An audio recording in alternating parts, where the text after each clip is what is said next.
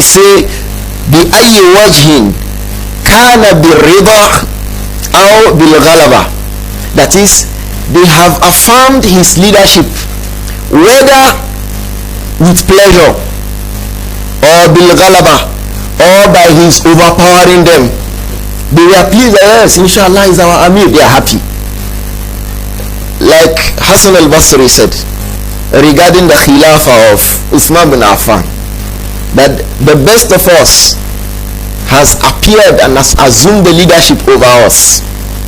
So the companions and all of them were happy. Imam Ahmad bin Hanbal was reported to have said that the people had not been pleased and agreed over the leadership of anyone in the Ummah like they were pleased and agreed upon the leadership of Uthman bin Affan.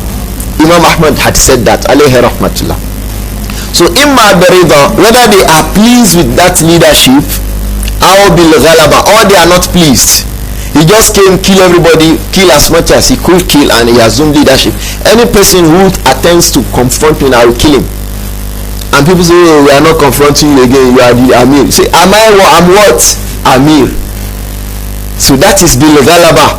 He comes and becomes victorious over the people. He harasses them, he fights them, and becomes the leader over them. He says anyone who comes out in rebellion against this kind of a leader, whether people accepted him in peace or they accepted him after a war and he became victorious over them, anyone who does this in rebellion, فَقَدْ شَقَّ هَذَا الْخَارِجُ عَصَى الْمُسْلِمِينَ, that person who has rebelled, that person who has rebelled has renounced the allegiances of the Muslims. Shaqqal asa. That is, if you want to translate it lexically, you say he broke the stick, the staff of the Muslims. The Muslims have a staff. So he came in rebellion, he broke that staff of the Muslims. The one who rebels against that kind of a leader has broken the staff. What it actually means is that the staff is the staff of authority, the staff of allegiance. They had gone in allegiance. We agree, took an oath of allegiance that yes, you will obey you. So he has broken that oath of allegiance. فَقَدْ شَقَّ هَذَا الْخَارِجُ عَصَى الْمُسْلِمِينَ, that person who has rebelled has broken and renounced the allegiance of the Muslims. وَخَالَفَ الْأَثَارَ, and then he has acted against the narrations and Rasulullah sallallahu alayhi wa sallam that has been reported from the Prophet Muhammad sallallahu alayhi wa sallam. He said alayhi rahmatullah, فَإِن مَاتَ الْخَارِجُ عَلَيْهِ, if the person who has rebelled dies, that rebel, if he dies mata mitatan jahiliyatan, he has died in the manner people used to die in the days of Jahiliyyah. We'll still explain each of these points inshallah.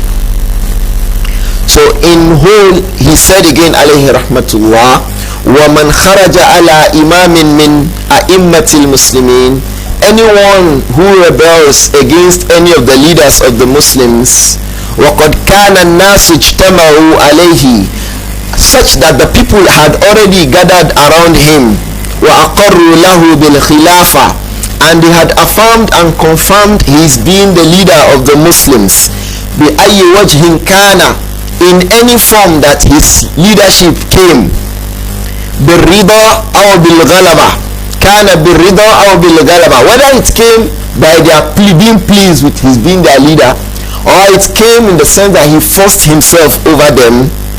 But anyone comes out in rebellion against this Amir, that kind of a person, he says فَقَدْ شَقَّ هَذَا الْخَارِجُ عَصَى الْمُسْلِمِينَ, that rebel has broken the allegiance of the Muslims. وَخَالَفَ الْآثَارَ عَنْ رَسُولِ اللَّهِ صَلَّى اللَّهُ عَلَيْهِ وَسَلَّمَ, and he has acted in contradiction to the narrations that has been reported from the Prophet Muhammad sallallahu alayhi wa alihi wa sallam.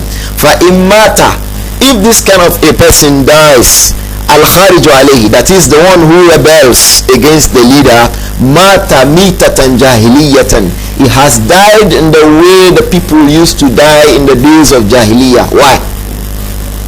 Because in the days of Jahiliyyah people were divided. There were no single leader amongst them. People could start fighting wars because an animal grazed in the other person's farmland. So one tribe starts fighting the other tribe in a war and blood is spilled on the ground. There were wars that lasted over 500, 600 years amongst people in Medina, between the Aus and the Khazraj in Medina before the Prophet came. And that was what he was telling them about, subhanahu wa ta'ala, in the Quran. وَاعْتَصِمُوا بِحَبْلِ اللَّهِ جَمِيعًا وَلَا تَفَرَّقُوا وَاذْكُرُوا نِعْمَةَ اللَّهِ عَلَيْكُمْ إِذْ كُنْتُمْ أَعْدَاءً فَأَلَّفَ بَيْنَ قُلُوبِكُمْ فَأَصْبَحْتُمْ بِنِعْمَتِهِ إِخْوَانًا. So Allah was telling Aus and Khazraj, because as is reported in hadith, and the hadith is authentic, that one day some of the Jews and the Munafiqun came together and started to incite some of the Aus and the Khazraj against themselves. That you are now sitting behind someone who is from Aus. The both tribes are from Medina. So you are now sitting behind him because you say you are Muslims. You forgot that he killed your great grandfather, inciting the hatred that had been carried along from the days of Jahiliyyah. So the other one will go to the other one. Look at this one. You are praying with him. You are working together behind the Prophet ﷺ with him. You remember that he killed the father, the wife of your so and so during the, like that. They started to incite, and the two parties were set to fight themselves. It was reported that it was in this circumstance Allah revealed this verse. Ya ayyuhallazina amanu taqullaha haqqa tuqatih wa la tamutunna illa wa antum muslimun wa'tasimu bihablillahi jami'an wa la tafarraqu wazkuru ni'matallahi alaykum إذ كنتم أعداء فألف بين قلوبكم فأصبحتم بنعمته إخوانا. And then on, Allah called them and say, oh those who believe, اتقوا الله حق تقاته, fear Allah in the right manner that Allah should be feared, and do not die ولا تموتن إلا وأنتم مسلمون, do not die except that you are Muslims. واعتصموا بحبل الله جميعا ولا تفرقوا, hold on firmly to the rope of Allah together. Don't say this one is Aus, this one is Khazraj, this one is from another tribe, this one is from Quraysh, that one is from that. Hold it all together and be not divided. وَاذْكُرُوا نِعْمَةَ اللَّهِ عَلَيْكُمْ, remember the favor of Allah upon you. What was the favor? إِذْ كُنْتُمْ أَعْدَاءً, you were enemies of yourselves. فَأَلَّفَ بَيْنَ قُلُوبِكُمْ, so Allah brought your hearts together. This will make us understand that 1 million Muslim union will not unite Muslims if the Muslims are not united upon the book of Allah and the Sunnah of His Messenger. 1 million association of Muslim unity will not unite the Muslims. What will unite the Muslims is acting upon the Kitab and the Sunnah. So when we act upon the Kitab and the Sunnah, from the reward of acting upon Kitab and Sunnah is that Allah will put into our hearts love for ourselves. Look at praying in Salah. He says, La tusawwunna alayhi salatu wassalam, La tusawwunna sufufakum aw la yukhallifanna Allahu bayna wujuhikum. He said, you better straighten your rows. You better do it, or Allah cause you to hate yourselves. Look at. So, but when you straighten the rows, you make the rows straight, covering all spaces, making the hips, the heels to touch themselves and the parts of the body to touch themselves in close ranks, then Allah will make your hearts to become together. So to avoid that the ranks of the Muslims are broken, their rows have to be kept.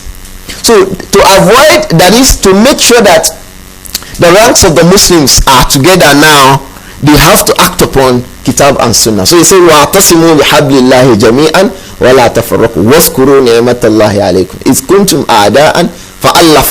So it was Allah who brought their hearts together to love themselves. So فَأَصْبَحْتُمْ بِنِعْمَتِهِ إِخْوَانًا. So by the fact that He is now pleased with you, you became by His mercy إِخْوَانًا, brothers, when you had fought yourselves in the days of Jahiliyyah. So this was how Arabs were before Islam came. But when Islam came and Allah made the Prophet Muhammad sallallahu alaihi wasallam to assume leadership amongst them, that's tafriq or at-Tasfiyah that existed amongst them, Allah used the leadership of the Prophet Muhammad sallallahu alaihi wasallam to extinguish that. So the first thing that happened was that they came to him when he was in Mecca. We know the treaties of Al-Aqaba, He came in the first year, and then they came in another year prior to the movement of the Prophet Muhammad sallallahu alaihi wasallam to Medina. So that was why the death of the one who dies in rebelling against the leader is described with Jahiliyyah, because at that time they were dying rebelling against one another and killing one another without any persons being patient with the other, without anybody saying, no, I'm the leader, the one who kills someone should also be killed alone. And that's why last week we were discussing that from the duties of the Amir is iqamatul hudud, establishing the legal punishment. So if someone kills somebody now, you are not to kill the person back in revenge. It is the Amir who will kill the person back in revenge. As a legal punishment. Because if you kill the person in revenge, the other person kills you again, the other person kills the other one again, the thing goes on like that. Blood begins to flow in succession. But if it is the people in authority who arrest and take the life of the person who kills someone, do we understand? Then it stops at the fact that the legal punishment is established, and that's all.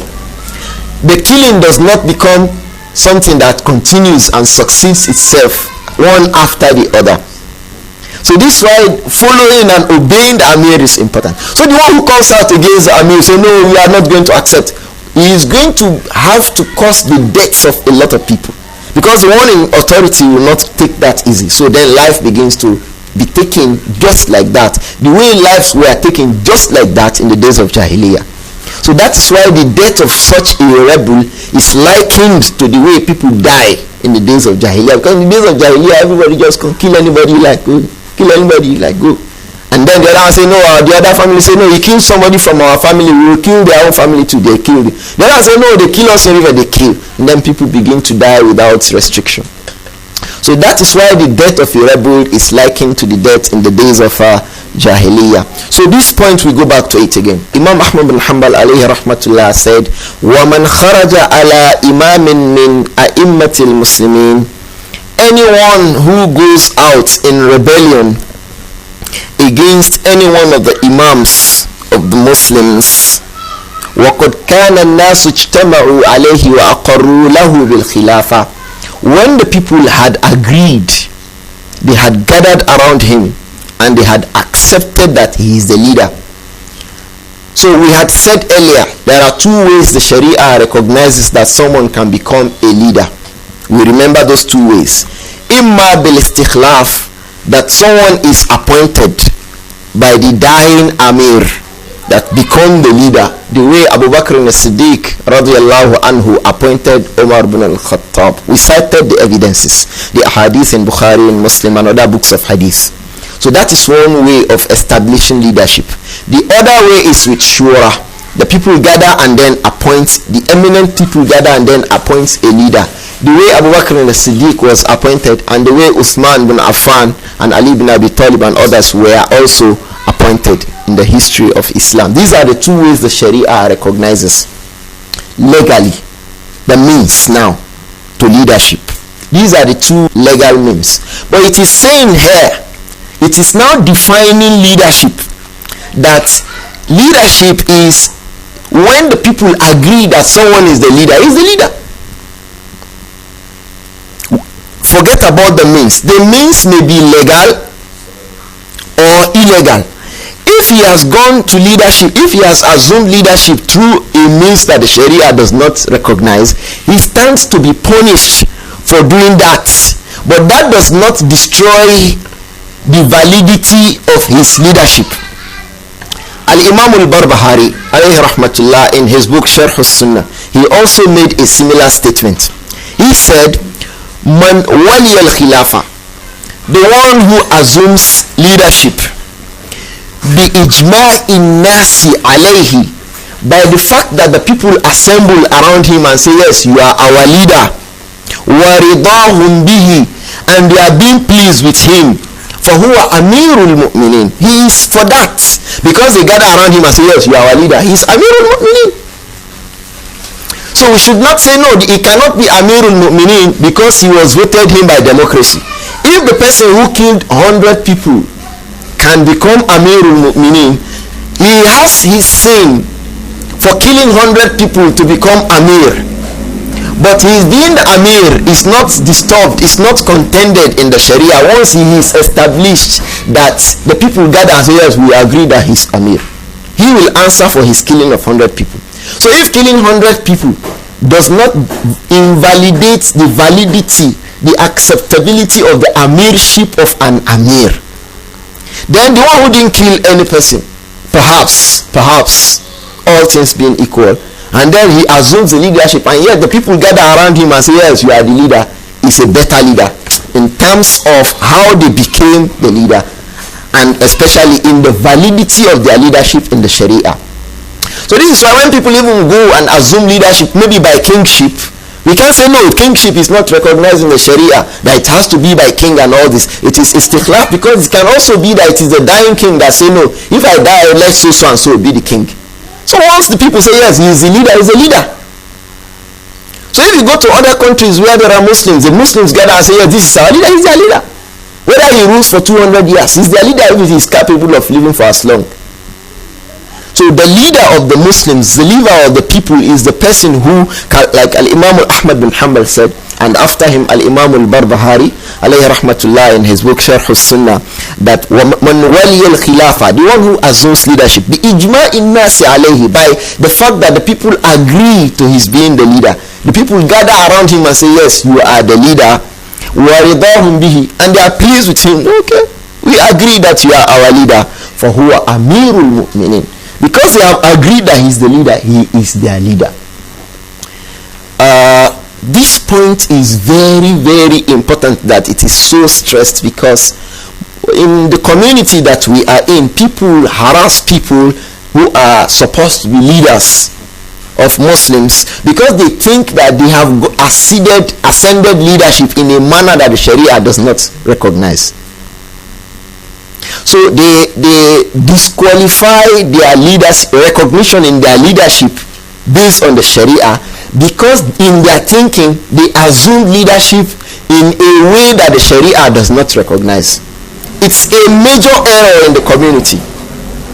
So people will say there's a leader, he's bad, he's stupid, and you remember, if you say no, but they say don't say that about leaders in public, you say, are these ones the kind of leaders he's talking about? Okay, what kind of leaders is he talking about? So the leaders of the Muslims, it must be gotten right. The leaders of the Muslims are those that the Muslims agree that they are our leaders. Whether it is by pleasure, like Al-Imam Ahmad bin Hanbal said, alayhi rahmatullah, he said, bi ayyi wajhin kana, in any way that it exists or that it comes to be that he became the leader, bi rida aw bil ghalaba, whether the people accept him by pleasure that yes, you are our leader, or he forced them to accept that he is their leader. Anyone who does not accept that, I'll kill him. They say, oh sorry, don't kill us. Don't kill us. They feared his power and authority, then he is their leader. If he makes them do that, he's their leader. The fact that he got there illegal is something else, but the Sharia will recognize that leadership. Someone can say, so why can that be? How should that be? There are things like that in the Sharia. I'll give you one little example, and a lot of people fall error in this. The most correct opinion, Allahu A'lam, regarding use of sutra in salah is that it is obligatory for every person performing salah to use sutra. That is what we place in front of us, that is in the size of our elbow to the tip of the middle finger. The sutra is not sutra if it is not as high as that. By the definition in the hadith, he was asked alayhi salatu wassalam, what is sutra? And he described what sutra is. So the sutra must be in the size of the elbow to the tip of the middle finger to be called a sutra. And for the fact that he has commanded us and even said no one should perform his salah except that there is a sutra in front of him. So this makes us understand that he is telling us this obligatory for us. So someone performs salah and does not have this sutra in front of him, he is sinning for not having sutra in front of him. But the salah is valid. The salah is valid while he is sinning for leaving the sutra. But the salah is valid. Nobody will say his salah is invalid. I give you another example. The Prophet ﷺ in the hadith of Abdullah ibn Abbas and many other companions radiallahu anhum said, لا تحجن امرأة إلا ومعها ذو محرمها. Let not any woman perform Hajj except that she has her mahram with her. The question is, if she performs Hajj now without her mahram, does she have Hajj? Is the Hajj valid? The ulama were asked this question, and the response of Imam al-Albani alayhi rahmatullah is that she is sinning. She will be sinning throughout the journey, but her Hajj is valid. She will have the reward of the Hajj, but she's a sinner for going. So the question is, why should a woman be sinning in the process of obeying Allah? Why should the one performing salah without a sutra in front of him or her be sinning in the process of obeying Allah? What about if the salah the person is performing is nafil? So you want to perform a nafil of 2 rakats and you are sinning in the process. You are getting a sin for performing a mustahab. Look at the fiqh of such kind of people. Do you understand? Someone wants to perform just 2 rakats nafil without sutra in front of him. You'll be sinning for not having a sutra. You'll be rewarded only for mustahab. And he says alayhi salatu wassalam, إِذَا نَهَيْتُكُمْ عَنْ شَيْءٍ فَاجْتَنِبُوهُ. If I say don't do something, don't do it. No, don't give excuse. So it means that if it is a sin not to use sutra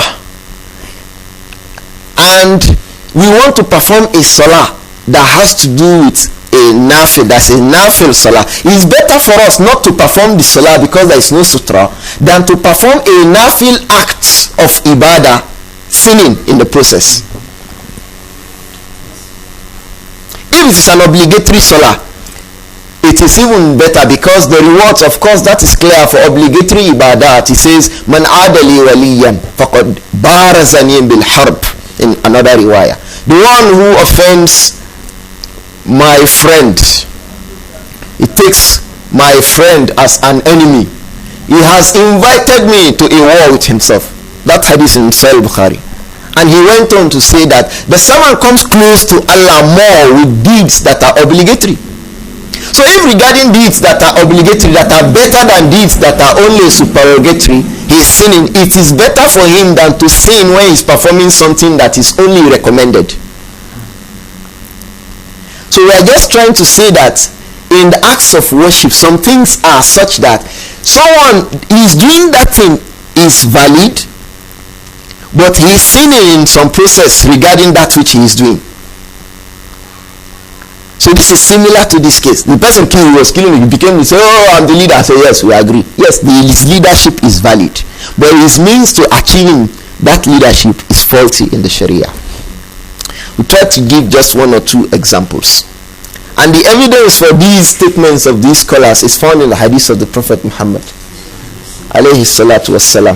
The Prophet sallallahu alayhi wa sallam said, innahu satakunu hanatun hanat. The Prophet sallallahu alayhi wa sallam, he said, innahu satakunu hanatun hanat. Hanatun hanat. Surely when I die, there will be great fitan. Ulama say hanatun, hanatun, haun, nunun, ta'un.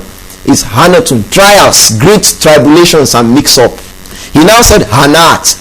Many of such trials and tribulations will occur. He says, فَمَنْ أَرَادَ أَنْ يُفَرِّقَ أَمْرَ هَذِهِ الْأُمَّةِ.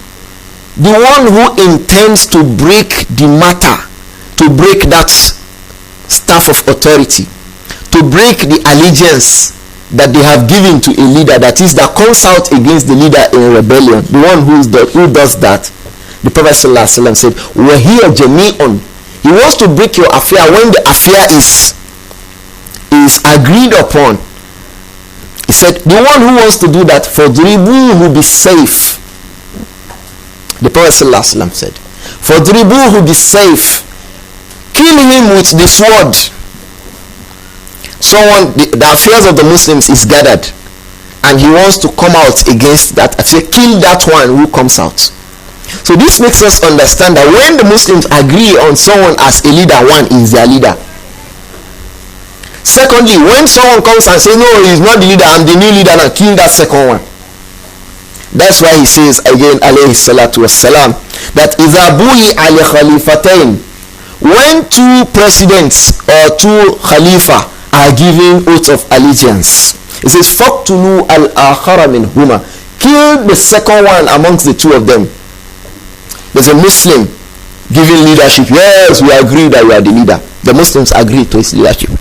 The next day, no, they say, no, he's not, I'm the one now. That second one that the people are okay, yeah, we agree. Kill the second one. Because he is doing that in opposition to a leadership that was already existed before his own leadership. The Prophet said so.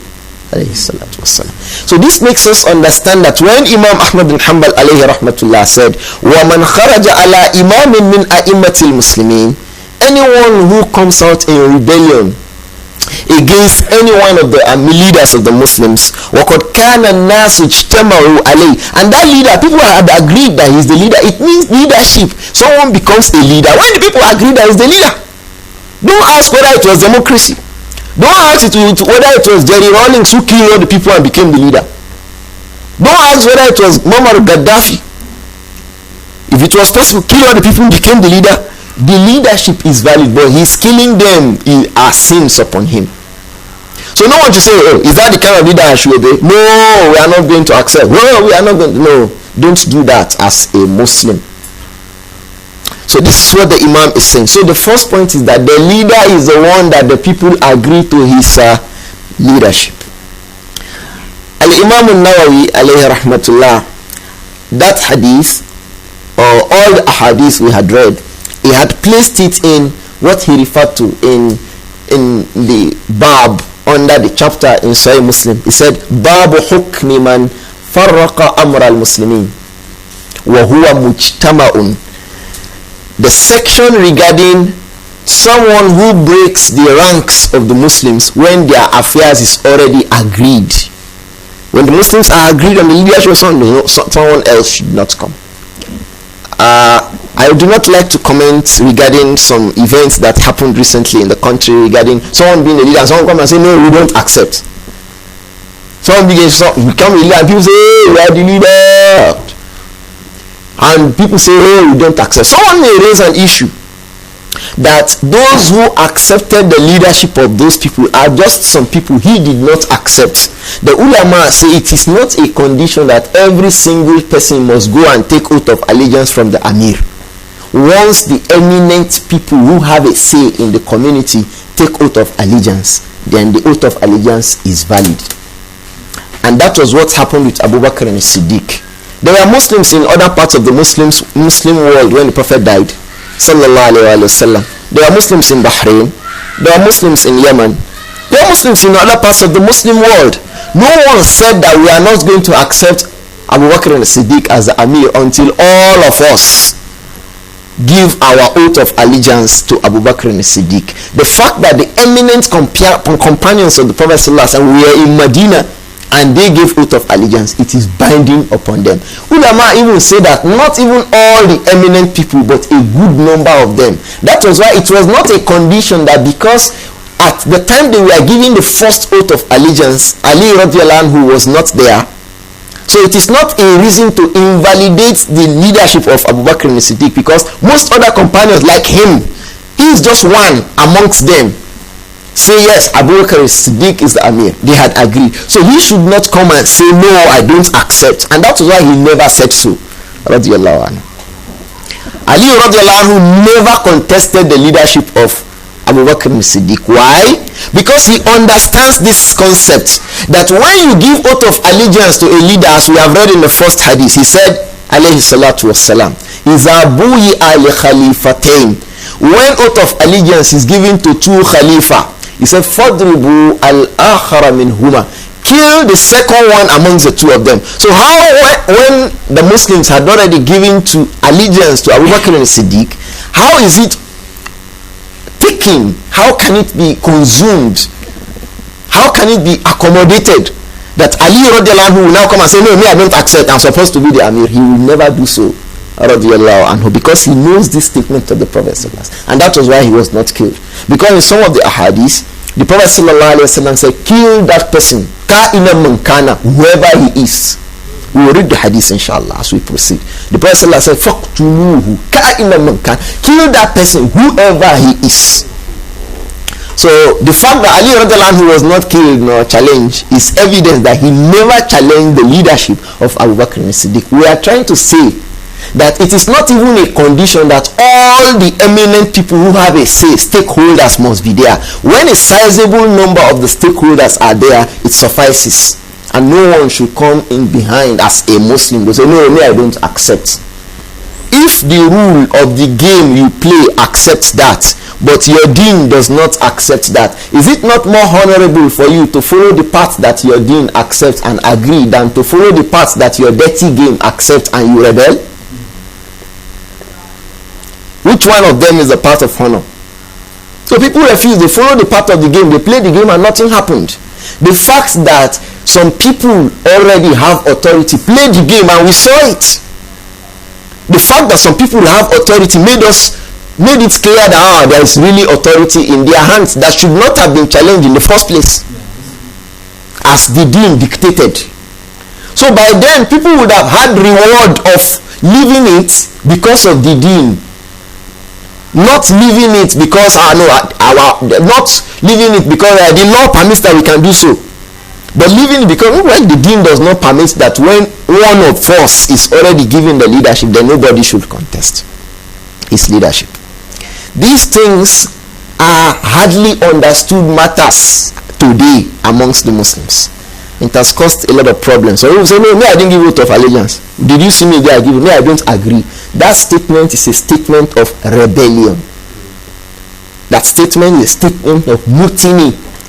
The Muslim should not make that kind of a statement. When somebody is agreed upon by the people as the leader, is the leader. And this is what the Imams have been saying. This is what we have also seen from the hadith of the Prophet Muhammad sallallahu alaihi wasallam. Unfortunately, the people who will incite the people towards these kind of actions are people that people consider as learned. But these are what the Prophet said. These are what the scholars before us in this Islam, that nobody can say, "No, Imam Ahmad bin Hanbal was saying that to satisfy kafir paymasters." Oh, Imam Ahmad bin Hanbal was saying that because they want to give him minister of whatever. He said his own, and today we are reading it. وَكُلُّ خَيْرٍ فِي اتِّبَاءِ مَنْ سَلَفٍ. And every good is in following those who came before us. And here we are, that their statements is based on the statement of the Prophet Muhammad sallallahu alaihi wasallam. Summarily, the leader of the Muslims is the one that the people agree to his leadership, and it is not right that he is rebelled against. So that is the first point in this regarding point number 33. The other points regarding that is the fact that the Imam said alayhi rahmatullah that وَمَنْ خَرَجَ عَلَى إِمَامٍ مِنْ أَئِمَّةِ الْمُسْلِمِينَ وَقَدْ كَانَ النَّاسُ اجْتَمَعُوا عَلَيْهِ وَأَقَرُّوا لَهُ بِالْخِلَافَةِ بِأَيِّ وَجْهٍ كَانَ بِالرِّضَى أَوْ بِالْغَلَبَةِ. He said فَقَدْ شَقَّ عَصَى الْمُسْلِمِينَ. The one who does that has renounced the allegiance amongst the Muslims. He said وَخَالَفَ آثَارًا عَنِ الرَّسُولِ صلى الله عليه وسلم. And that person has acted against what has been reported from the Prophet Muhammad sallallahu alaihi wasallam. Meaning, the Prophet has said sallallahu alaihi wasallam that there must not be rebellion against the leaders. Where did he say so? We read a few ahadith. Abu Hurairah radiyallahu anhu, Abdurrahman ibn Sakhar, Hafiz al-Ummah, reported this hadith, and Imam Muslim mentioned it, related it in his Sahih Muslim, that the Prophet Muhammad sallallahu alaihi wa alihi wasallam said, "Man kharaja min at-ta'ah," the one who rebels, refuses obedience, wa faraqa al-jama'ata, and then he opposes the group of Muslims. The group of Muslims say, "No, this is the leader." He say, "No, me, I don't agree that he is the leader." He goes against them. Famata, and then he dies. Mata mitatan jahiliyatan. He has died in the manner the people used to die in the days of Jahiliyyah. You will see that the Prophet was linking rebellion to death, because what is common with rebellion is death. alayhi salatu wasalam, he said, Man kharaja min at-ta'a, the one who is commanded by the leader, he says, no, me I don't accept. Or he says, no, me I don't agree that he's the leader. Wa faraqa al-jama'a, by that he opposes the group of the Muslims. He said, famata, and by so doing, by his rebellion, he dies. In the process of his rebellion, we no go agree, he dies. He said, that kind of a person, mata mitatan jahiliyatan, he has died in the manner people used to die in the days of Jahiliyyah. It meant what is common with rebellion is that they are put to death. I do not know in the country of the world where mutiny is 10 years imprisonment. Is it 10 years imprisonment in law in any part of the world? Someone says he wants to kill George Bush. They ask, why do you want to say? Because I want to become president of the world. Is there any human rights law anywhere that kind of a person, they will take him to White House and give him bread and tea and egg? Or they'll give him rice and chicken? Say, oh, you're a nice guy, very brave. They will kill the person. So killing is being killed is the result of rebellion. So he linked it, alayhi salatu wasalam. In the other hadith, he said, this hadith was reported by Abdullah ibn Abbas, radiyallahu anhuma. The Prophet sallallahu alaihi wasallam said, Man ra'a min amirihi shay'an yakrahuhu, whoever notices or observes, sees something in his amir, leader, that he detests, falyasbir, let him be patient. The Prophet Muhammad sallallahu alaihi wasallam, he says, Man ra'a fi amirihi ma yakrahuhu, aw man ra'a fi amirihi shay'an yakrahuhu, whoever sees in his amir something that he detests, falyasbir, let him be patient. فَإِنَّهُ مَنْ فَارَقَ الْجَمَاعَةَ, because any person who goes against the jama'ah, look at how he said, sallallahu alaihi, be patient, don't worry, don't say, oh, I'm oppressed, they are oppressors, we want to fight the oppressor. He said, falyasbir, be patient. He now said, فَإِنَّهُ, that is, if he's not patient, he should understand that man faraqa al-jama'a shibran, anyone who opposes the jama'ah by handspan, arm's length, that is by how he opposes, that is no matter how small, famata, and then he dies, he said sallallahu alaihi wasallam, he said famitatun jahiliyatun, that kind of a death is the death of the people of Jahiliyyah. So when they come in hundreds, the people start killing them one after the other. The way people are killed without restriction in the days of Jahiliyyah. So he linked it to Jahiliyyah. He linked rebellion to death, and he linked their dying. He described it with the dying in the form of in the manner people died in the days of Jahiliyyah.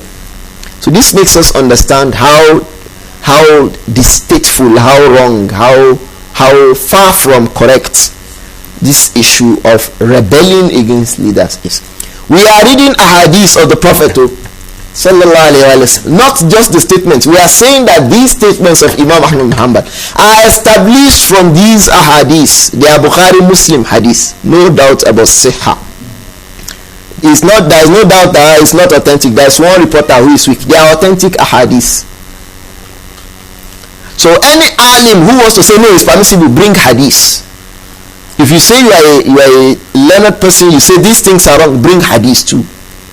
Where the Prophet encouraged you to fight the leaders, to abuse the leaders on the minbar on Friday, to curse them and pray against them, bring the hadith that says so.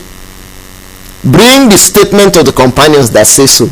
Bring the statement of any imam from the ai*imma of this ummah that say what you are saying. So if you are alone, know that your kalam is shazun, strange, unknown in this ummah. And of course, those strange things will be rejected to the strangers who brought them.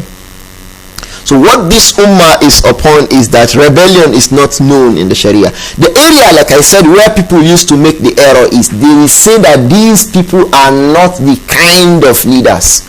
But we have established that the leaders are those that the Muslims agree to their leadership. So they are also wrong regarding that.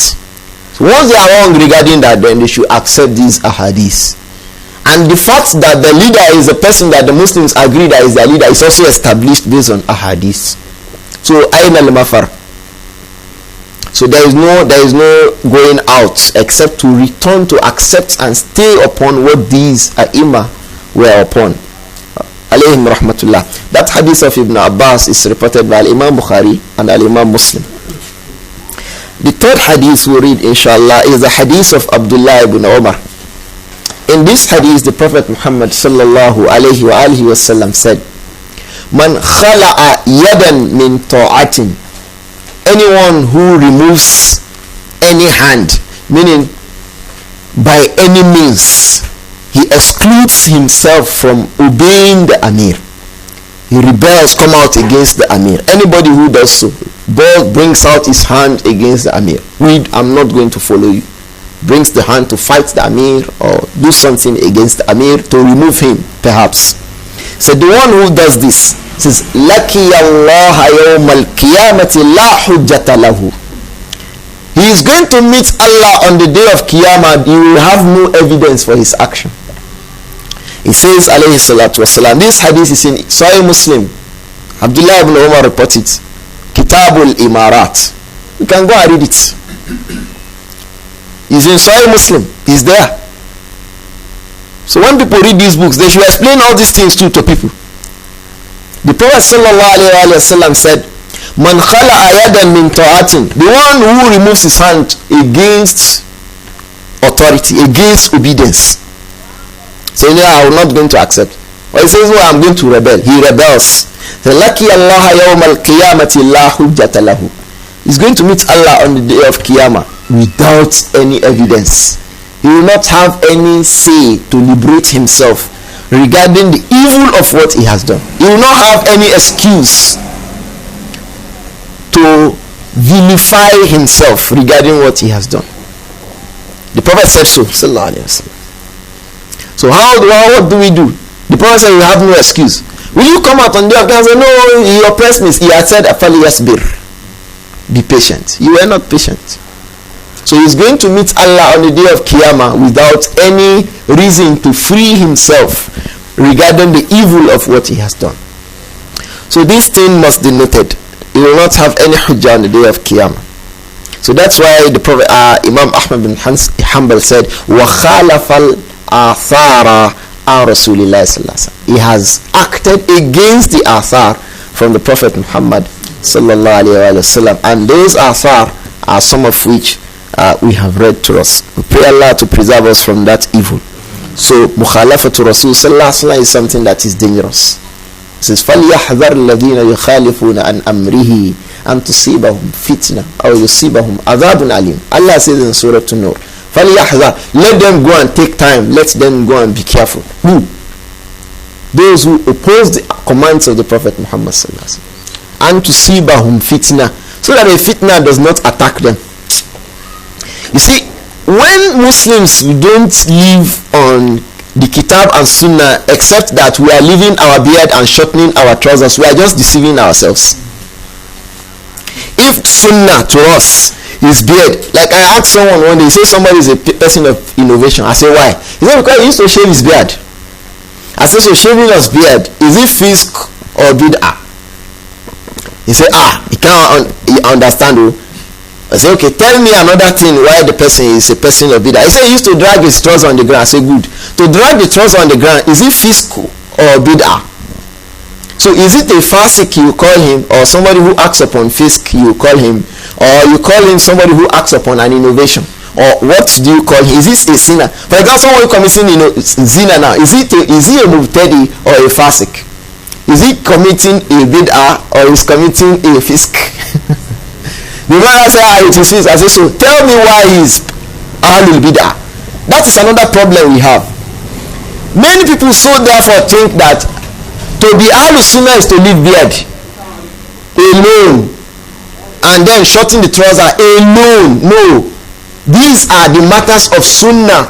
This is why in the beginning of this treatise, Imam Ahmad bin Hanbal said, Usuul Sunnati indana, he started it. At-Tamassuku bima kana alayhi ashabu Rasul sallallahu alaihi wasallam. The foundation of sunnah. When you say sunnah, this is sunnah now. So the one who will do this is from the people of innovation. That is why we see in the next statement of Imam Ahmad bin Hanbal what he said regarding those kind of people. So if you are doing that, you come to the member and say, oh, the leader, may Allah punish them. May Allah not make them eat good food. May Allah start saying those things. And people say you are an innovator. You say, how can we be innovators? See my biabia, see my trouser, see my turban. You say, that is not the thing we are talking about. Those ones are issues of fisk. Those things are issues of sins. What you are saying now they are issues of innovation. Things you want to make us think that it is part of Islam. They are not part of Islam.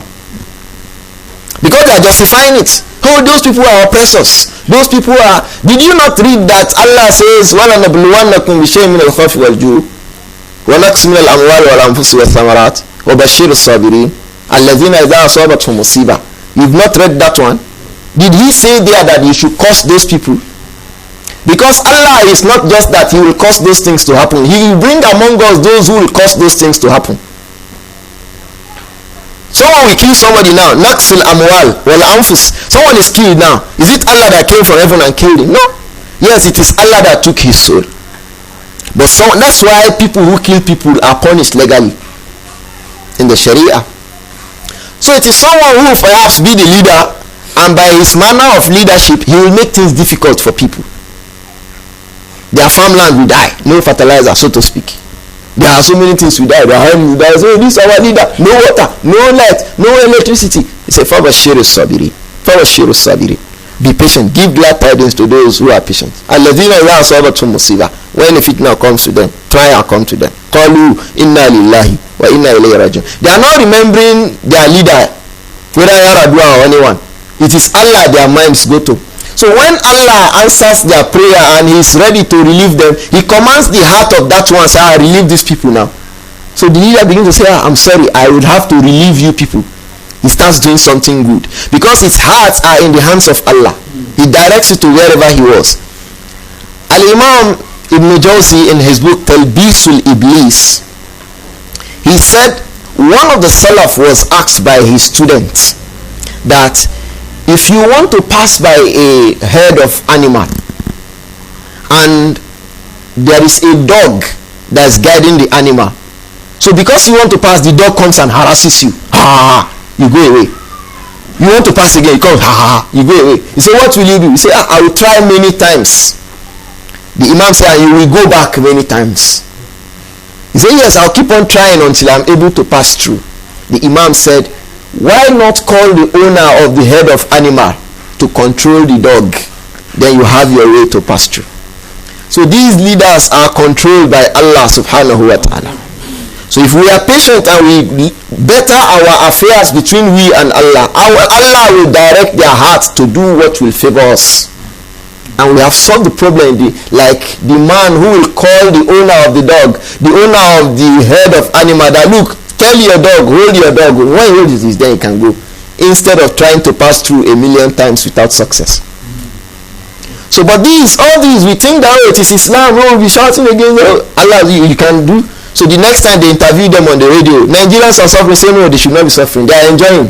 Many of them are buying cars now, so they are enjoying. So his hearts become hard. No, there is no kerosene. No, there is kerosene. There's no food for you, but they are phoning now. How can somebody who does not have food phone? Don't mind them, they are enjoying. That is the leader. People are dying in flood. They say, no, don't worry. Let them die a little bit. Because the population is even too much. Because the people curse him. So his hearts become harder. And it becomes more oppressive. And then people come and say, oh, it is Sunnah. No, it is not Sunnah. It is innovation. It is innovation. And that's why in the next point that follows, the 34th point, the Imam said, alayhi rahmatullah, that وَلَا يَحِلُّ كِتَالُ السُّلْطَانِ, and it is not permissible to fight and kill perhaps the sultan, the one in authority. Don't try it. Don't say you are the one who will go and wait for the president on the day of March past. لَا يَحِلُّ, it is not permissible to do so. Imam Ahmad bin Hanbal, he said this. Imam Ahmad bin Hanbal died in about 256 years after Hijrah. 256 years after Hijrah. Subtract it from about 1429. About 1200 years ago. So if a leader is telling you today that don't come out again, don't say that it is Kafir paymasters. Tell Ahmad bin Hanbal that he is also saying that to Kafir paymasters. Say it. say it to Ahmad bin Hanbal, say it to Al-Imam al-Barbahari, and when you finish, come and say it to Allah's Messenger. Auzubillah. So this is our deen, and this is Sunnah. It is not all about Sunnah, just the beard and the trousers alone. It does not end there. What about your conduct? Was it only beard and the trouser that Allah sent the Prophet for? Sallallahu alayhi wa sallam. Which one is greater? Remove beard and kill a person, kill a soul. Which one is worse as a sin? Killing a soul, someone kills a soul. The other one shave his beard. Which one is worse? So the one who calls out a rebellion leads to that. So his sin is worse. Even when he's thinking that the one who does not leave his beard, he's shaving his beard, is from people of Bidah, it's wrong. I always say, people say it's Ahlul Bidah, because he's not living there. I say, why are you calling Ahlul Bidah? That is not meaning that the person is from the people of Bidah. What is his Aqidah? Perhaps if you research, the person believes in the things of Sunnah, and he's just not leaving his beard because of personal failure. It does not mean that he's Mubtadi. He is sinning, and we should make nasiha to him, like we make nasiha to perhaps somebody making zina or somebody drinking alcohol, like a sin. He has not committed an act of innovation. So, but when someone begins to do things like this, he's innovating. We will hear what Imam Ahmad bin Hanbal said now. Alayhi rahmatullah. He says, وَلَا يَحِلُّ قِتَالُ السُّلْطَانِ, and it is not permissible to kill or fight the sultan, or to fight or kill the sultan. وَلَا الْخُرُوجُ عَلَيْهِ, and it is not permissible to rebel against the leader. Don't rebel. لِأَحَدٍ مِنَ النَّاسِ, it is not permissible for any person to do that amongst people. We said in one of the hadiths in Sahih Muslim that the Prophet said we should kill that person, ka'inan man kana, no matter who the person is killing. So if truly there is Khilafah Islamiyah in the world, some people would have gone by now. Some people would have been killed by now, legally in the Sharia. It is the Amir who will kill them. He will order them to be killed. And what is their crime? Rebellion. Coming out on the mimbar on Friday to be cursing an Amir, abusing the Amir. They will take them and then warn them, just don't do that again. So when people say in Saudi Arabia they pack many people and put to prison, I told somebody they put them to prison for a sin they commit. What is the sin? Rebellion. Because in Islam you don't rebel. If you rebel you are killed. In fact, if they put you to prison, it's even good. If they kill all of you, they have really established the rule. If they put you in the prison, they are just thinking that perhaps you will change.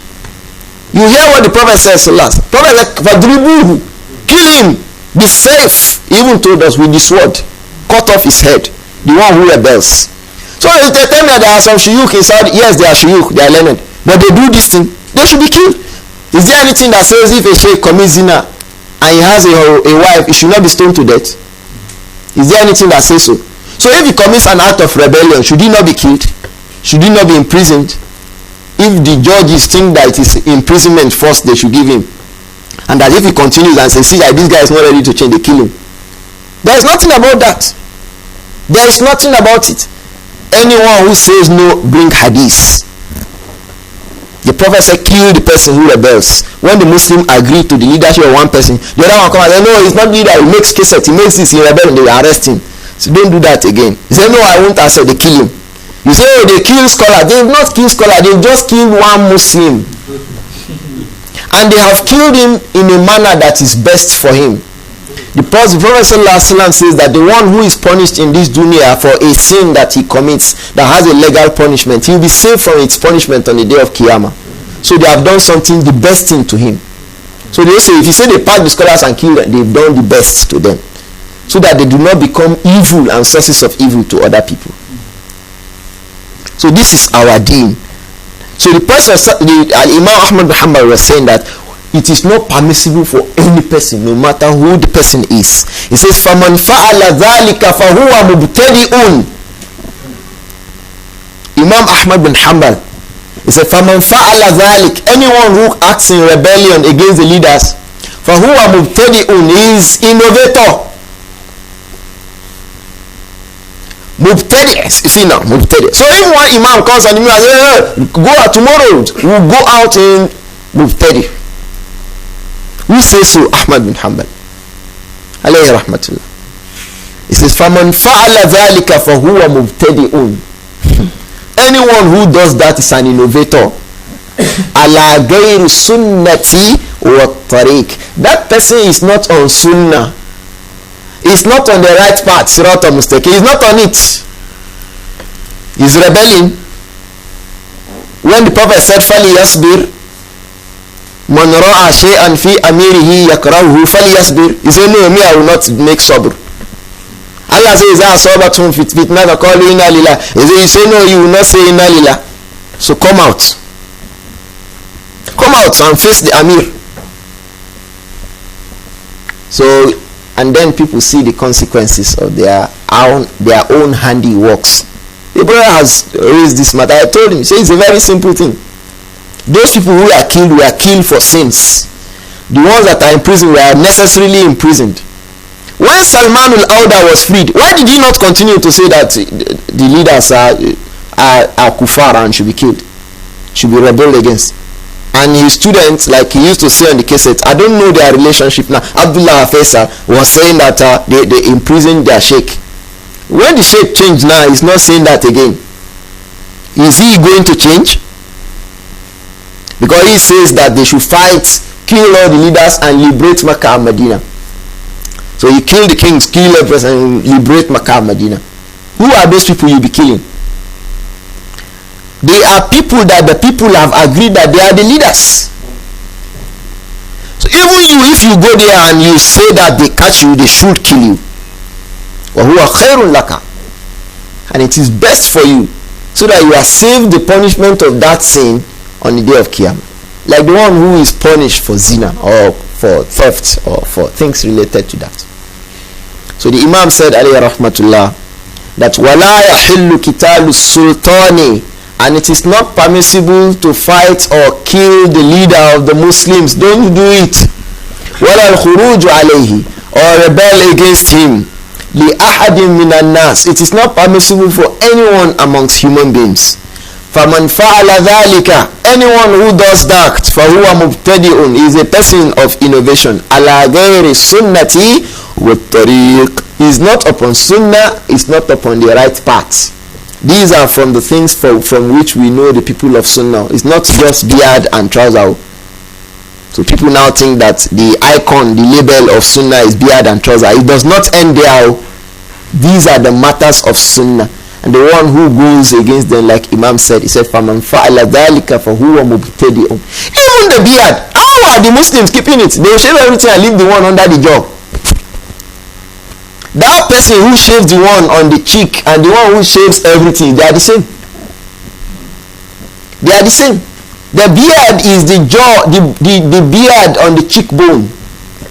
So the cheekbone starts from near the ear here, the joints on the ear between the cranium and the jaw. There's a joint there. So every hair on that bone round is the beard, lihya in Sharia. So some people remove all and leave just this one. Like this. That's not from Islam. So that person now comes and says, another one who remove everything is from Bidah. You too, you are Bidah now by that, by your own judgment. So we should not limit the Sunnah to that. The Sunnah encapsulates all these two that we had explained. I hope they are well understood. And I hope Allah uses them as sources of guidance and reward and entrance into Al-Jannah for the speaker and the listeners. أقول ما أقول هذا وأستغفر الله لي ولكم. السلام عليكم ورحمة الله وبركاته. Ameen. Alaikum salam. I think it's necessary that we mention that maybe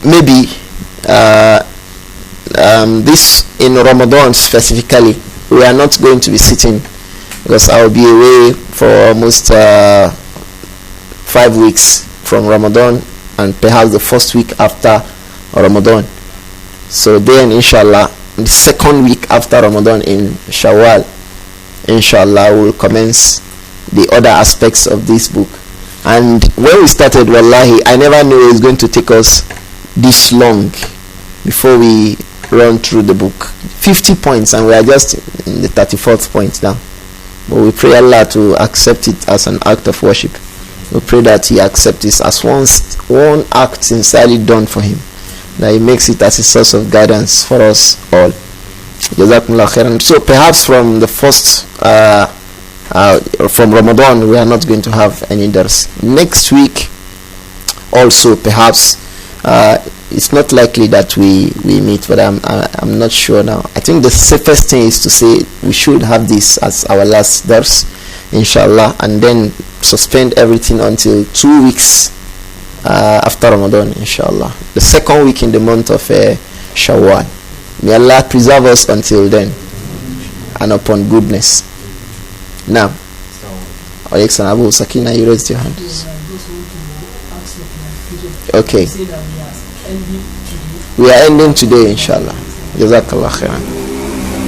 Alaykum salam. From the definition of the leader, is one that has authority in his hand that can command. The definition of what? The leadership. The leader that you defined for us last week. There is someone that has authority in his hand. In a place of war, where we know that the leaders there, they don't have authority, can someone go against some of his deeds? In a place of work that we know that the people do not have authority, they have authority. If you go against their laws, perhaps maybe in a school, a teacher goes against the authority of the principal, he throws you out of the school. He has authority. The only thing is, he cannot exercise what is beyond his authority. For example, a principal say a teacher stole his money, so you want to cut his hand. Say, that's not for you. Say a principal have made fornication with a girl, and this is common in schools. Allah understand. So when people do that, someone say, we flog him 100. It's not your duty. The best you will do is throw him out of your school. But to say you flog him 100, take him to the Sharia courts. That is where the Sharia says he should be flogged. If you flog him, you are just beating him. Like the way area boys will beat a thief that they catch, even when they are not also completely free of it.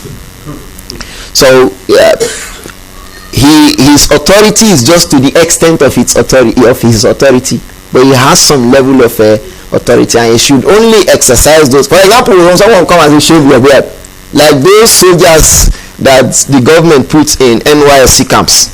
Hey, we start shave that beard before tomorrow. You don't have that authority to say that people should shave that beard. And even if it is the president that says that somebody should shave the beard, you cannot obey him. Because innama ta'atu fil ma'ruf. Because obedience is regarding things that are right in the Sharia. When we say if you don't shave it, I will kill you, and you are sure that if you don't really shave it, he will kill you, it is one of two things. You either wait like that until he come and kill you, or you will just shave it until you have the time and the ability to be able to leave it. Yeah, it's one of two. It's either you just shave it gradually, or you say kill me now if you can, or you just keep quiet, because even that statement, kill me if you can, there is some level of rebellion in it. So we should be careful about these things. So those people will only exercise authority to the level of their ability. Someone build a house and builds a mosque inside, or a group of people build a mosque. You come and do that there, do. They say, hey, we don't do that. Go. Just carry your bag and go away. Because if you don't go, the next time you come there, they can go and bring soldier and come and start becoming a talk. So people will be obeyed to the extent of their authority, one, and to the extent regarding what are they saying. So if you say in this month, if you want to be staying here, nobody should make tahiyyatul masjid. I say, your authority does not go to the extent of telling us not to do that. So that's why everyone has to say, sisters, women should not wear hijab on their own orientation cards. Your authority does not go to the extent of telling women not to wear hijab and things like this. Allahu A'lam. So when some Muslims now say, no, those sisters should remove their hijab, we say, hey, don't tell them to remove their hijab. Leave individuals to themselves. So preach to them that it is not best for them. The safest thing is that they should wear their hijab and all this. Because if they don't wear it, there is no threat to their life. If they wear their hijab and they don't remove it, astaghfirullah. If they don't remove the hijab, there is no threat to their life. Will they be killed for not doing NYC? So where is the threat? Where is the issue of darura? So there is no darura there. Now, yeah, they need money. That's all. So it's not darura that a sister goes to NYC and she remove the beard because government says she should remove. No, it's not darura, because it does not threaten her life, either really or assumably. Because when the zon is rajih, when we have a thought that it is most likely that they can cause her harm physically, maybe injuring her physically or taking her life completely, then you'll be talking about issues of darura. But when people go to orientation camp, they want to do can say, hey, but darura, if bad darura. The same thing, people go into buses from Kao to wherever. They like to sit near a woman. Those conductors, if you say you not sit, you say you are ustaz. Ustaz darura, and a conductor is still teaching you darura. Conductor will be teaching an ustaz darura. So yes, it's not darura. I can simply wait for another bus to come. If I can't wait, if no bus is ready to pick me in that I sit without telling, you can walk down. If you walk down, will you die? So but when the cases become a sister collapses now and there's nobody here except men, her collapse threatens really her life, either directly or likely. You can say we are sure that she will die, or you can say that it is likely that she may die. Then issues of the rule are coming. So men carry her, treat her and all this. But when there is no threat to life directly or indirectly, then there is no quoting darura. You understand? So these things also should be understood regarding matters like this. So somebody can say a sister wants to work in bank. They say that somebody cannot work in bank unless she remove her hijab. Must she, if she doesn't work in that bank, she will die? It's just because of money. So it's not darura. If she does it, she's sinning in many ways. She's sinning in many ways. So there is no darura there. Allahu alam. Alaykum salam. Alaykum salam. Faddal. Alaykum salam wa rahmatullah. The question is there any authentic narration of the Prophet for good purpose this woman from becoming a leader? And if the answer is yes, the way he gives propagating their agenda in the whole world now, at least as we have witnessed in many countries. So it's just Islamic relation. If a woman becomes the president, then what is the responsibility of the woman? If a woman becomes this leader that we talk about, it's like if a kafir becomes the leader. They are the same thing, because the leadership of a woman in the Sharia is basically invaluable. It is basically invalid. The leadership of a woman in the Sharia is basically invalid. The first question is there a hadith? Yes, there is a hadith, and the hadith is in Sahih Bukhari. It's authentic. That la yuflihu qawmun wala amrahum aw umurahum and imra'atun. That a group of people will not succeed, that their leader is a woman. The one who assumes their affairs is a woman. There are other verses of the Quran that the ulama have used, like the verse in Surah An-Nisa that Ar-Rijalu Qawwamuna 'ala an-Nisa. The men are the leaders, they are the teachers, they are the supporters of women. So when you say a woman is now the president of the country, she is the one ruling and controlling the affairs of the people, and she is someone who is to be controlled. A woman is naturally to be controlled. A woman must be controlled. There is nowhere in Sharia where Allah leaves woman to be alone. She's from the beginning under her father. So the day you want to marry her, you are not even contracting the marriage with her. It is you and her father. Yes, now. The day of marriage, it is the man and man. So the man will say, I give her to you. So she is giving. Do we understand? A woman is giving. A woman is giving and taking. A woman can't divorce. She's divorced. A woman can't divorce. The best she can do is to seek for khul'u, and she go to Sharia court. If the husband refuses to grant the khul'u, that is a grant for a request to divorce.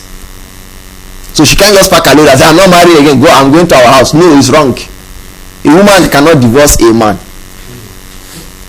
So she cannot rule over men. She is made to be ruled over. anyone who does not like it should go and create his own heaven, his own earth, his own river, and be making that law there.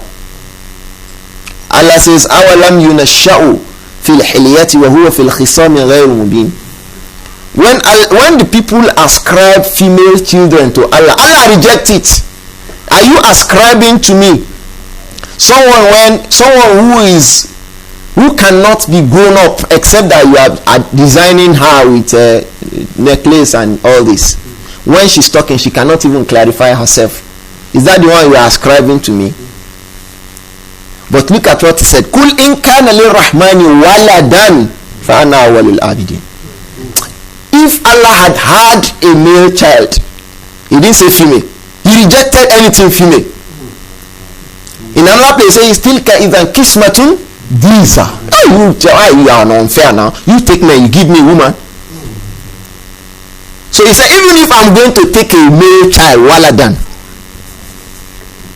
So the women must be walaysa dhakaru kal unsa. They are not the same. This is Allah's creation. And that hikmah, we read it and learn it. Those people too read it and learn it, but they don't take it. They said there is what they call eco-niche, ecological niche. They say the eco-niche is the position that an organism occupies in the ecosystem. This is a system that Allah has created. Every organism is occupying a place. If that organism does not occupy that place, the system will fail. وَلَا تُخْسِرُ الْمِيزَانِ. He said, وَالسَّمَاءَ رَفَعَهَا وَوَضَعَ الْمِيزَانِ. So it is a mizan. Allah تَتْغَوْ فِي الْمِيزَانِ. If they say women should lead, they are challenging that mizan. Then that balance Allah has created. They are pulling the balance. The balance that they should make with justice and they should not destroy. So women are not created to lead by the one who created them. They should be led. And there are so many evidences, even biologically, that makes us understand that women must be led. One of it is, if the woman is the leader and she's on the war front, but she's menstruating and feeling menstrual pain, who will go ahead with the leadership? If we are performing salat now, menstruation starts burning like that, she starts using subhanallah in salah. So there are so many reasons why the woman, Allah did not create her for that. So every organism is created, and to occupy that niche, that position in ecosystem, Allah imbued that organism with things to enable him or her to carry out those responsibilities. The one that need claw, you give them claw. In the sea, there is an area referred to as neritic region of the ocean. The rays of light does not get to that area. So Allah created organisms there that do not have eyes, because eyes function where there is light. So they don't have eyes. So they say they have highly sensory cells. So as they go along, it is their cells that Allah has given them with which they navigate, because they don't need the light, they don't need the eyes, since light does not come there. So he created women and gave them what they need to fulfill their role. He gave men what we need to fulfill our roles. Allah tukhsirul mizan. Don't destroy that balance. Allah ya'lamu man khalaqa wa huwa al-latiful khabir. The one who has created something will heal. And that's why in any house, when the wife, yarhamukallah, when the wife likes to become the leader, there will be confusion. When a woman begins to take leadership in the house, it is the man who starts saying, "Look, what's wrong with you? Are you living under the underwears of your house, of your wife? No, something is wrong. How will you control her?" And it will affect every person in the family, including the servants, the maid, the children, every person. Go to the house of some army generals and see. They have wives that are, wallah understand, some of them. And even the recruits, the gatemen among those soldiers, they suffer it when the woman of an army general is tough. It is the recruit that suffer it. Yes. Before them, she can slap their organa. Yes. And she cannot touch her. So when they do that to a soldier man, you know how he's feeling. You jam his car, the soldier boys come and beat you. You now slap the other. How would they will be boiling, but they can't react. Allah will understand. So Allah did not create women to lead. Anyone who say women must lead, go and create your own heaven, create your own earth, create your own ocean, and go there. Go and be making that law there, because the one who has the right to make a law is the one who has created something. So he said, in this my creation, you cannot do what you like except what I want. The question is, if that woman becomes a leader, should we obey that leader? We say yes. Once she has the power on the authority, it's like a kafir too, leading Muslims. If we don't have the power and authority to be able to remove that kafir, we don't remove him, we just be following like that. We know that it's a trial Allah has given to us. We'll be bettering our affairs. We'll get better our relationship with Allah. And we'll be begging Him to liberate us from this. Because it's not a good thing at all. So we'll be following it. When we have the ability and opportunity, we'll remove her. Just like when we have the ability and opportunity, we'll remove a kafir leader. Do we understand? So don't mind America. They too can't make a woman their leader. They are just still joking. All those people shouting about, they are just joking. They can't make them their leaders because they know these things better. They study them. Don't you know? They study them.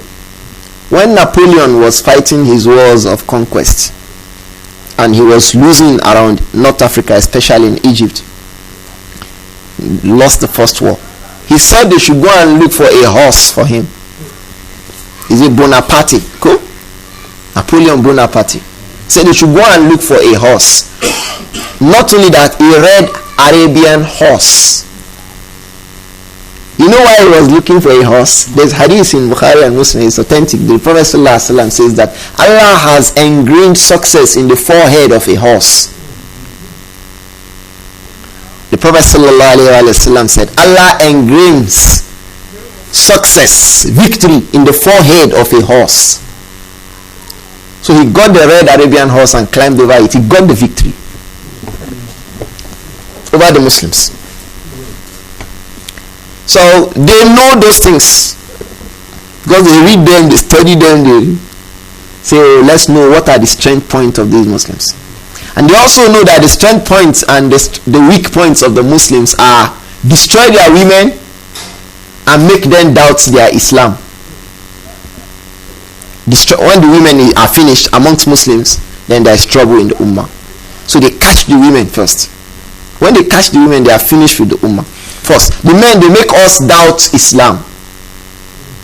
So they say so many things. There are so many things about our history, so many things about our Islam, so that when a Muslim reads it, or she reads it, she begins to doubt, can this be Islam? Because when the Muslim begins to doubt that, then he's in trouble. So then they raise a lot of crisis against the Muslims.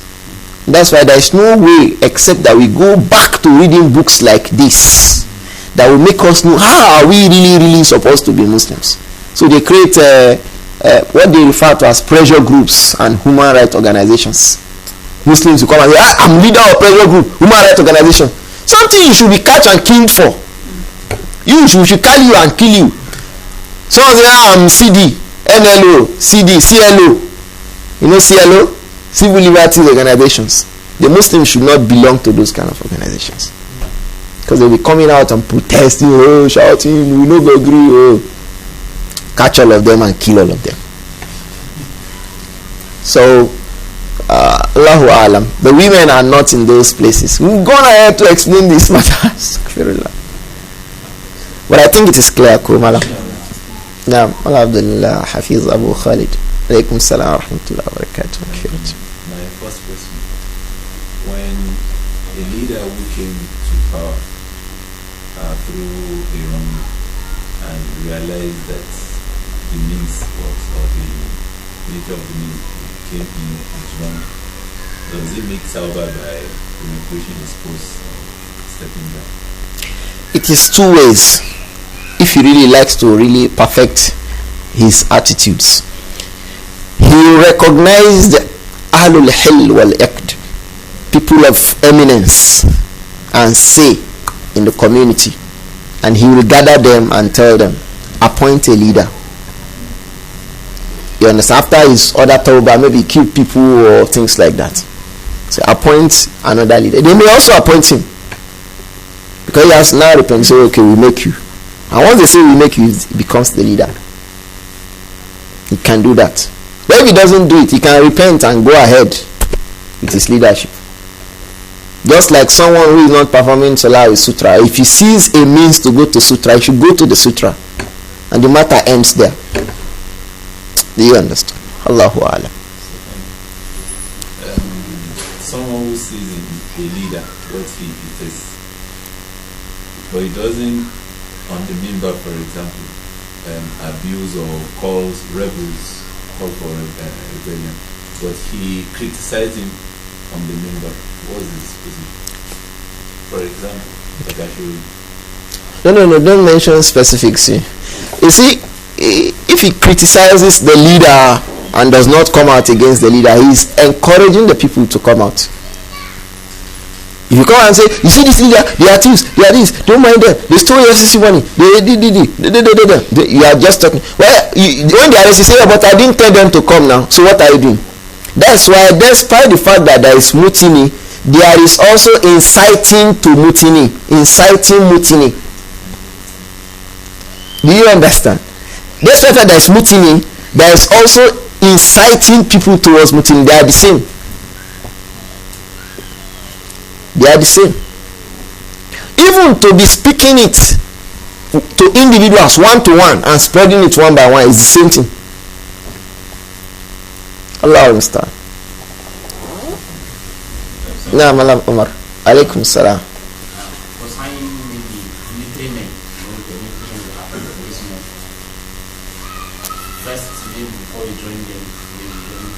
According to their laws in Nigeria, they will have and in the process again, they may be sent for peacekeeping somewhere. And there are some Muslims there. And by the command of their leader, they kill some Muslims. What's the rule of that? Well, regarding whether someone can shave his beard to become police, is it darura that he must be police or army or air force? It's not darura. Remember what we said. It's not obligatory on the individual that he must be in the police. Do you understand? It's not obligatory on him that you as a person, you must be there. Is there any hadith that says you must be there, or Quran verse? There is nothing, and there is no threat to your life. If I don't join police, they will kill me. If I don't join army, they will kill me, or air force or so. So it's not a matter of darura, and this is what one of the scholars has said many years ago. I think Sheikh Abdullah Aziz bin Abdullah bin Bas, he gave that fatwa regarding someone who in Nigeria here was already in the NDA and they were ordered not to keep their beard. He called a sheikh and asked him, should I remain in this school like that in the NDA at the time? Should I remain? The sheikh said, no, don't remain, it's an act of sin, go out of the place. And the person went out of the place. So that's regarding that. But he has now joined, and they said go and kill Muslims there, and he understands that these things are wrong, that he should do it. You gave Nigeria as an example. Even perhaps, let's say even America, he should not do things like that, except if he knows that if he doesn't do it, they will kill him, and he's afraid for himself. But if he feels that it is an act of sin, I prefer that they kill me than I kill Muslims, then it is better for him to take that position of not killing them, that he is killed, rather than he killing Muslims. If the Muslim stands up on the day of Qiyamah asking, Allah, he killed me, perhaps you are even fighting that country that they are fighting a cause that is legal in the Sharia. So he has two options. Either to kill them because he is scared that if he doesn't kill them, they will kill him, or that he doesn't kill them and he is killed, and the second one is best for him. But it's better not to put ourselves in places of fitna like that. Walaikum salam. Okay. Okay. The idea of not sharing the force all Muslims decide not to, what become the all military police paramilitary if it is true that, and it is possible that the Muslims in Nigeria say we are not going to join the army until you allow us to leave the beard, they will change the law in army. The reason why the law has not even changed is because we are joining. So if you refuse to remove it, they will tell you, look at this one, is from, maybe you are from Imo State, a Muslim, you are leaving beard. There is a Muslim from Borno State, for example, or from Kano State, that already shave his beard. When you say you will not shave, they will say, come. They will call the two of you, say, you, Igbo man, which Islam when you say, see Kano man self, don't shave your beard. You dey here. Let me say this here. The Director General of NYSC 2 years ago, what's his name? Not that. Bamai. Walter Oki. He was the NYSC director at the time when I served. So his secretary was saying to me then that, in fact, he said that too, that they find that in NYSC they usually have problems with Yoruba Muslims when they say they should remove hijab. Then look at those people even from the north, the seat of Caliphate. Once you say remove the hijab, they will remove it. It is those Yoruba people, they don't remove their hijab. So, but if all the Muslims say we are not removing our hijab, they will change the law. But you know what he said? He said, but you Muslims, you had led Nigeria for how many years? Why didn't you change the law? Wallahi, he said that to me. That you have ruled Nigeria for so many years. Why did you not change the law? Is it me, Christian, that I should not change the law for you? I say yes. Because you know that it is unfair, and your religion does not support that it should be unfair to me, whether you are a Christian or not, or whether I am a Christian or not. You know it is not fair that you should say that I should not practice my religion. You know, you say that now. So it doesn't mean that because you are a Christian, the law should not be changed if it is unfair to a group of people. He changed the issue to another thing. One of the brothers, I think, was there, is here. So this is the way of the Muslims. If we say we are not doing, they will change the law. In Nigeria, this Nigeria that we know, if all northern states, for example, and the Muslims in Yoruba land, Igbo, everywhere, in this Nigeria, if you don't allow us to live out there, we will not join army. Because what you said is that if all the Muslims decide not to join army because of beard, what will happen to us? I say what will happen to us is that they will change that law to suit us. In this Nigeria that we know, wallahi, they will change the law. Allah understand. We will take just the last question, inshallah. 2 questions. Last ones, please. We will make them brief, inshallah. Now. Alaikum salam wa rahmatullah. Okay. I've been come up sometimes in our school. There's this kind of business.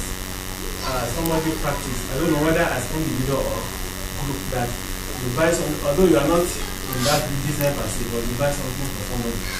Then the person will be paying instrumentally. Then you now add maybe 10% on that money. I mean on that thing it will be bought. Whether as individual you're practicing that or as a group.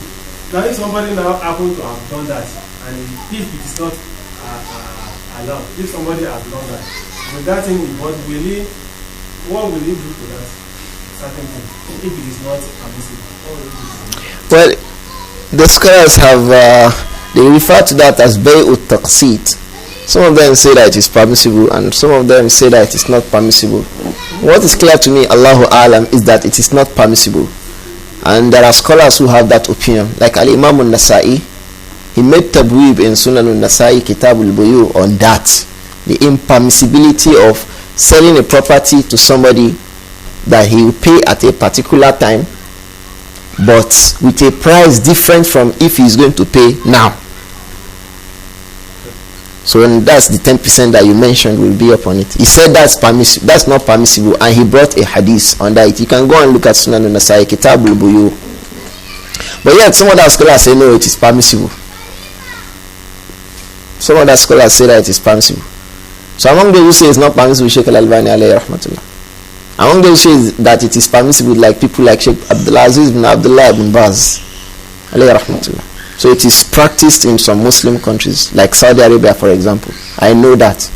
You can buy a car that's worth 16,000 riyals and pay 3,000 riyals, and every month you'll be paying the rest gradually, but at a price higher than if you want to pay the money cash. They even do that for laptops, even handsets. So people are able to buy a lot of things so that they are able to pay over time. Unfortunately, in their own country, the producers are the ones who are going to come with the products. If you are buying GMC Jeep, it is GMC that will sell it to you.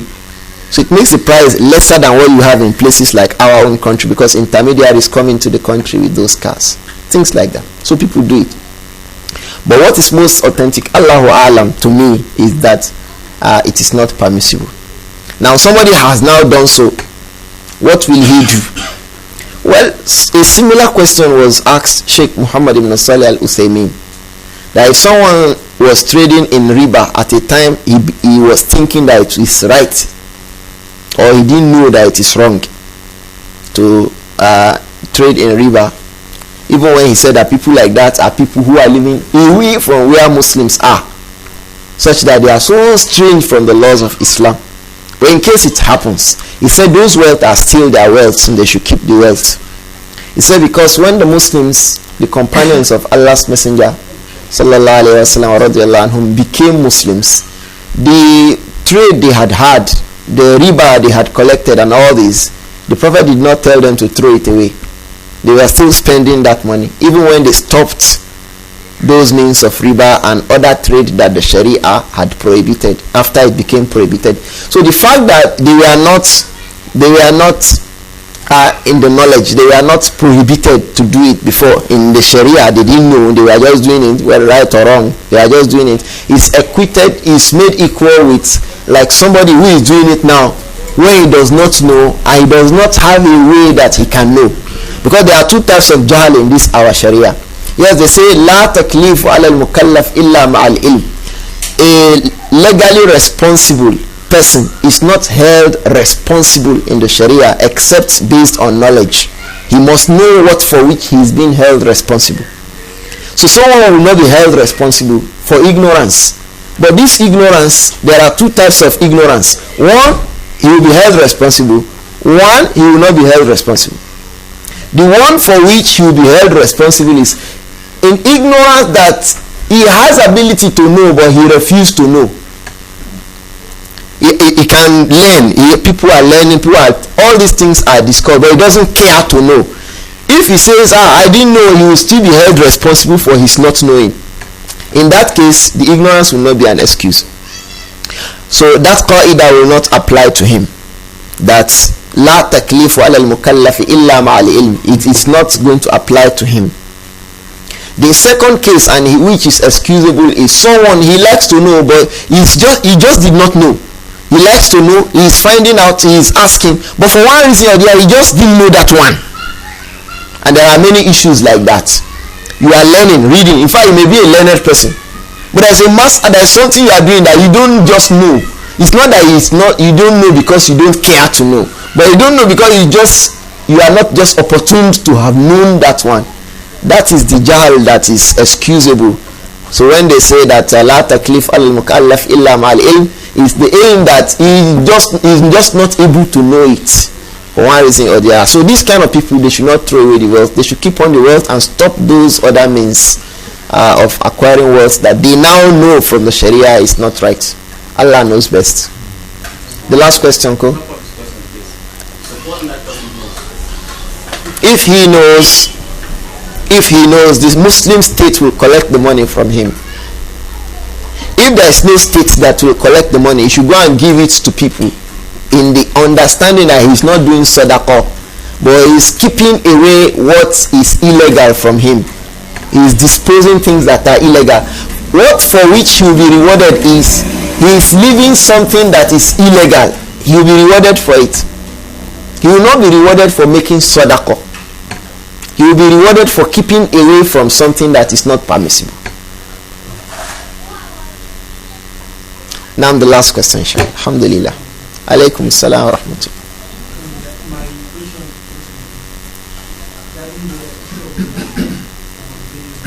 The issue of what is clear now that the challenge it doesn't matter. It matters. Okay.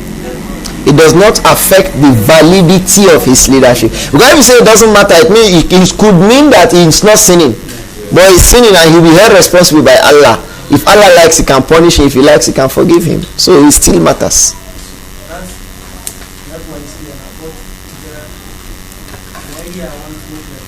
Okay.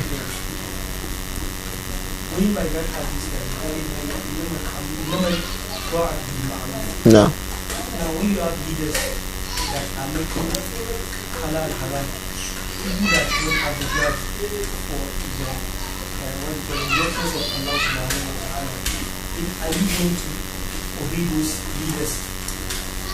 Are you going to obey them for the fact that they are leaders? In relation to that, now, if these ones too are going to obey, like you say, now if you see your leader, what you dislike, then you are patient and you think about that for Allah to give you a way out. And now you see what they are doing now. What they are doing is that they are demolishing the laws of Allah subhanahu wa ta'ala, and they are kind of enforcing those things that are not Allah's injunction on you. And are you going to obey those people? In relation to that, I like to the people that share Islam before your folk, were they Muslims? Those leaders that carry out jihad against that time, were they Muslim leaders? And what was his reason for Jazakallah khairan. The question is very, very multifaceted. Even when he mentioned it as two, there are so many. If the Muslims who make the leaders are Muslims who make halal haram and haram halal, there are two ways. Their conditions are two. One, they know that they are sinners. They know that what they are doing is wrong, but they are just doing it, and they are praying that Allah should forgive them. These people are not kuffar. There are some people who believe that the Sharia is wrong, obsolete. He doesn't care. Don't ask me about Allah's law or anything. Allah is Allah, and me and myself. Don't ask me. Those kind of actions are actions of kufr that take somebody out of Islam. For this second person, the question is he really now a kafir because he does something that's an act of kufr? We say no. Until some things are established against him. One, he should be educated that what he is doing is kufr. Not every person who acts upon kufr or makes a statement of kufr is a kafir. That's what is referred to the issue of kufr duna kufr. So we go to him. In this case, the kufr duna kufr is the first case. This now is real kufr. So we go to him and explain to him. So before such persons are declared by the scholars as kuffar, they will establish that they know, they have knowledge regarding what they are saying and the implications of their statement. Two, they are not compelled to have to say so, because once somebody is compelled, it is from what makes it impossible for us to make a takfir. We remember the case of Ammar ibn Yasir. The Prophet told you, if you are in such situation many times, say it many times, in as much as the iman is still established in your heart. And Allah revealed a verse regarding that. The other case are extreme joy or extreme anger. Someone is extremely angry or someone is extremely happy. You remember the hadith of someone who lost his animal. He sat under a tree and he found the animal in front of him. He said, "Oh my Lord," he said, "Ya Rabbi, he said, "Ya Allah, ana Rabbuka wa anta abdi." Say, "Oh Allah, I'm your Lord, you are my servant." This person has made a statement of kufur, but he's not a kafir because he made it in the case of extreme joy, extreme happiness. The same thing applies when someone makes a statement in the case of extreme annoyance. Because these two things, sometimes when they go to their extremes, they stand in between intelligence and rightness and proper thought. They do not allow thinking process to be normal. So these two things can't make someone to, like that person, he was not declared kafir. Do you understand? So like we mentioned 3 or 4 those things ulama refer to them as mawani ut takfir. Those things that prevents you from making takfir upon the one who makes a statement of kufr. He has already made a statement to, or he has already acted that thing is kufr, but you are still not able to make kufr until you establish these things against him. So if it is now established, for example, like in the case you gave, that yes, they are guilty of all these things and they have known, they are not